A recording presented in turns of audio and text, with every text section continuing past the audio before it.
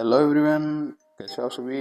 I hope सभी अच्छे होंगे। तो दोस्तों, मैं आज की वीडियो में लेके आया हूँ आपके रेलवे ग्रुप डी की रिगार्डिंग ने जो नई वैकेंसी है उसके रिगार्डिंग जो आपकी क्वालिफिकेशन क्या होगी, आपका सिलेबस क्या होगा, आपका एग्जाम पैटर्न क्या होगा, आपका सिलेक्शन प्रोसेस क्या होगा, आपकी पीईटी डीवी में क्या क्या मांगा जाता है, मेडिकल स्टैंडर्ड कैसा होता है, मतलब मेडिकल में क्या क्या होता है, और पोस्ट भी आपको सबसे बढ़िया पोस्ट कौन सी होती है, सबसे डेंजर पोस्ट कौन सी होती है, सैलरी सबसे ज़्यादा किस पोस्ट में होती है ये भी बता दूंगा मैं।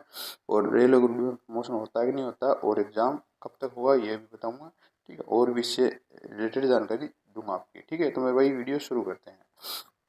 तो अपन पहले बात कर लेते हैं मेरे भाई क्वालिफिकेशन की। तो भाई देखो, क्वालिफिकेशन आप तीन तरीके हैं। आप 10th पास हो तो चलेगा, आप आईटीआई हो तो चलेगा, आप एक अप्रेंटिस किए हुए तो चलेगा।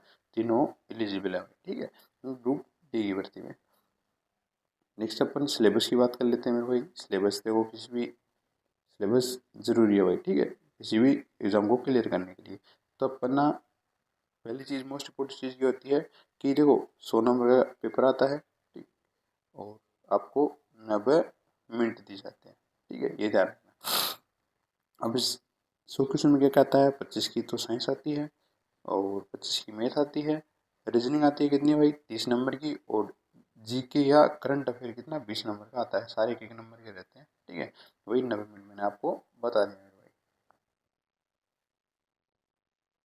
पोस्ट की बात कर लेते हैं भाई, कितनी इस बार पोस्ट आएंगी। तो हमारे भाई मेरे हिसाब से इस बार पोस्ट आएगी 35 से 40 हज़ार के आसपास। ठीक है, अपन नेक्स्ट चलते हैं। नेक्स्ट अब देखो, पोस्ट कितने टाइप की आती है। ठीक है, ये पिछले साल का मतलब प्रीवियस है।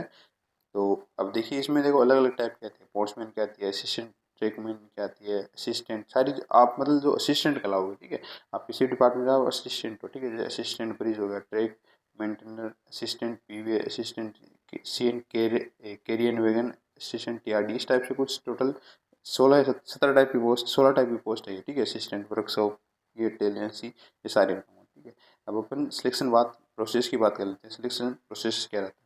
ठीक है, तो देखो, सिलेक्शन प्रोसेस रहता है।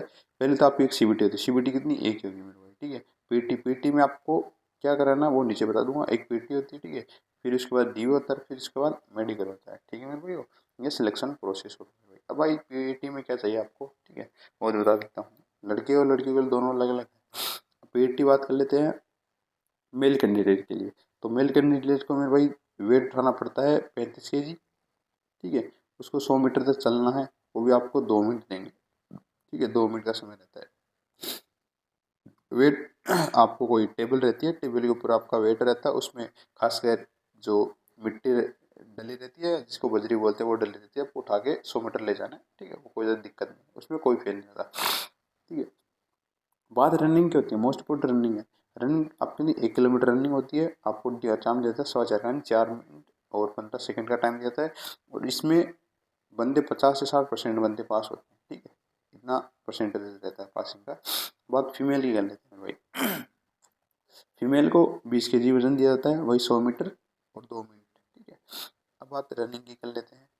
ठीक है, फीमेल की तो रनिंग वही उनको टाइम दिया जाता है 1000 मीटर, मतलब 1 किलोमीटर में 5 मिनट और 40 सेकंड दिया जाता है। ठीक है, ये लड़कियों का टाइम है। ठीक है, और रही बात राउंड की, तो मैं भाई जो ज़्यादातर मैक्सिमम राउंड रहते हैं। ठीक है, वो 333 के राउंड रहते हैं। 3 राउंड रहते हैं मेरे भाई सर। ठीक है, 333.33 से 3 राउंड रहते हैं। और ज़्यादातर मैक्सिमम ये रखा गया है, 400 मीटर के अंदर 2.5 होंगे, फिर 200 मीटर के भी बार रहते हैं, ऐसे कुछ रहते हैं, लेकिन ज़्यादा मैक्सिमम चांस है 300 मीटर रहते हैं। पीएटी के रिगार्डिंग सारी आपको इन्फॉर्मेशन दे दी। अब पीएटी के बाद होती है भाई आपका डीवी। ठीक है, आपकी कट ऑफ आ जाएगी, कट ऑफ के बाद डीवी आएगी। ठीक है, अब उसमें मोस्ट इम्पोर्टेंट क्या आता है, आपके पास ये डॉक्यूमेंट क्लियर होने चाहिए। आपकी 10th की मार्कशीट सबसे ज़्यादा मोस्ट इम्पोर्टेंट चीज 10th की मार्कशीट होती है। उसके बाद कास्ट सर्टिफिकेट होता है, खासकर ओबीसी वालों के लिए या एसएसटी, इनके लिए दो चीज़ सबसे ज़्यादा मेन चेक करते हैं मेरे भाई। ठीक है, उसके बाद आईटी की भी चेक करते हैं खास। ठीक है, और marksheet, IT marksheet, Aadhaar card, ये चेक करते हैं। ठीक है, कोई गलती हो तो एफिडेविट मान लेते हैं, ये रेलवे चलता है। अब मेडिकल की बात कर लेते हैं भाई। ड्यू के अगले दिन मेडिकल होता है। ठीक है, अब मेडिकल देखो अलग अलग टाइप का है। A2 मेडिकल है, A3 मेडिकल है, B1 मेडिकल है, B2 मेडिकल है, C1 और C2 मेडिकल है। तो भाई सबसे ज़्यादा पोस्ट आती है वो B1 की आती है। ठीक है, सबसे ज़्यादा B1 की पोस्ट आती है, और सबसे जो बढ़िया माना जाता है। ठीक है, जिसे जिस भाई को पॉन्चमैन वगैरह वगैरह की चाहिए ना। पॉन्चमैन को सबसे बढ़िया होता है पॉन्चमैन का ये वाला, एक तो होता है पॉन्चमैन के लिए। इसमें क्या है कि आपके देखो ये एक तो जो कलर विजन वाले बंदे होते हैं ना, खासकर कलर विजन, नाइट विजन, या अगर थोड़ा चश्मा हेवी लगा रहता है, ठीक है, जैसे मेडिकल आपको दिख रहा है 6 महीने 6 महीने, ये बिट वाले में आते हैं जितने भी बंदे हैं, ठीक है, जिसको थोड़ा चश्मा हैवी चल रहा है, जिसको कलर विजन नाइट विजन है, वो इसमें आ जाते हैं। ये पोस्ट उनके लिए एलिजिबिलिटी रहती है। नेक्स्ट कर लेते हैं। तो भाई सैलरी देखो, सैलरी ग्रुप डी में कितनी जाती है, तो ग्रुप डी में सैलरी 30,000 के आसपास दी जाती है। 8वां पे कमीशन लगने के बाद और हो जाएगी, लेकिन अभी 30,000 है, वो मिनिमम है। ये मिनिमम, मैक्सिमम भाई मैंने 1 लाख तक की भी देखी है। वो किसकी होती है, वो होती है TLNDC वालों की, ठीक है, क्योंकि उसमें वो ट्रेन में काम करते हैं TLNDC वाले। तो ट्रेन में जैसे लोको लोको ड्राइवर को एक्स्ट्रा मिलती है, ठीक है, क्योंकि ज़्यादा घंटे काम करने की, उसी तरह उसको भी मिलता है, ठीक है। तो वो 1-1 लाख की सैलरी कमा लेते हैं। सबसे ज़्यादा सैलरी उनकी होती है, और सबसे कम होती है हॉस्पिटल असिस्टेंट स्टोर, इनकी होती है सबसे कम। प्लस डिपेंड करता है आप कौन सी सिटी में रहते हो, ठीक है, सिटी बाई सिटी भी HR वगैरह वगैरह मिलता है ना, हाउस रेंट वगैरह, ये भी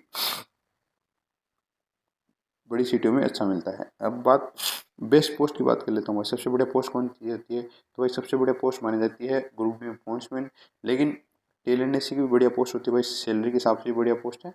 और वर्कशॉप में भाई देखो, प्रमोशन हर 2 साल के बाद प्रमोशन होता रहता है। आप बिना एग्जाम बिना किसी चीज़ के आप 2 साल बाद में, आप 3 या 4 साल में बहुत आगे तक पहुँच जाओगे, 5 साल में।